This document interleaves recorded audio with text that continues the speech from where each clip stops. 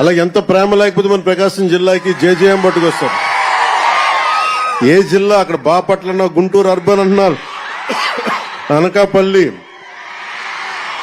తిరుపతి ఒకటా రెండా?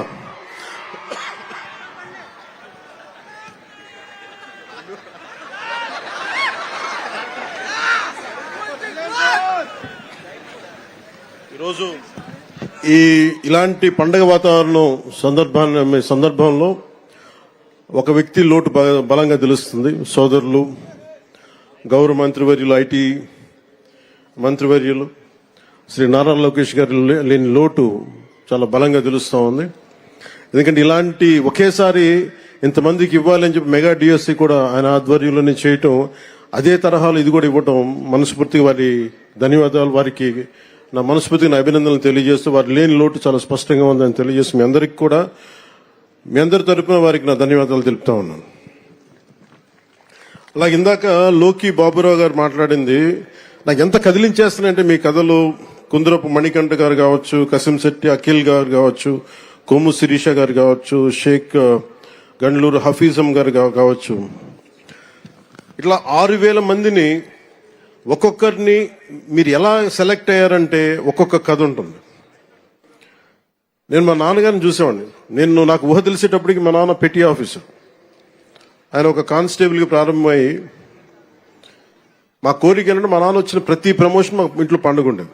ఎప్పుడు ఎస్ఐ అవుతారు, ఎప్పుడు ప్రిన్సిపల్ ఎస్ఐ అవుతారు, ఎప్పుడు సిఐ అవుతారు, ఎప్పుడు ఒక ఏఎస్ అసిస్టెంట్ ఎక్సైజ్ సూపరింటెండెంట్గా, ఇవన్నీ మేము వెయిట్ చేసేవాళ్ళం. ఎప్పటికప్పుడు ఎగ్జామ్స్ రాస్తూ ఉండేవాళ్ళం, డిపార్ట్మెంటల్ ఎగ్జామ్స్.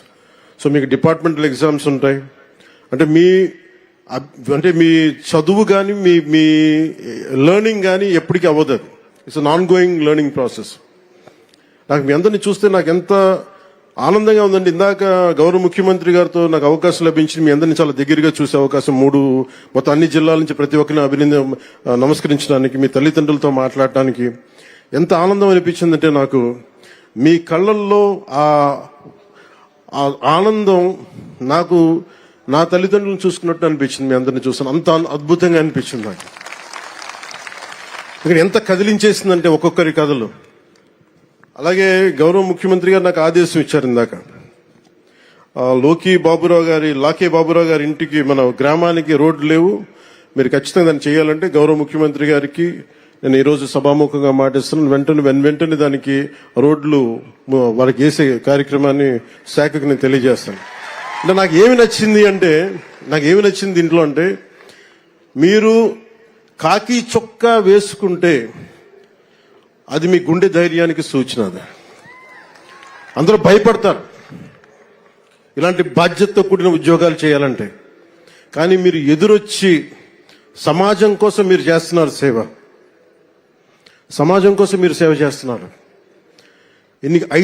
దాదాపు ఇన్ని కోట్ల మంది జనానికి మీరు ధైర్యం ఇస్తున్నారు. అలాగే నేను మేడం అనిత గారికి కూడా చెప్తా ఉన్నాను, మీకు విధి నిర్వహణలో మీ మీద చిన్నపాటి కించపరిచిన మీ ఉన్నతాధికారులు మీకు అండగా ఉండాలని మనస్ఫూర్తిగా నేను కోరుకుంటున్నాను. ఎందుకంటే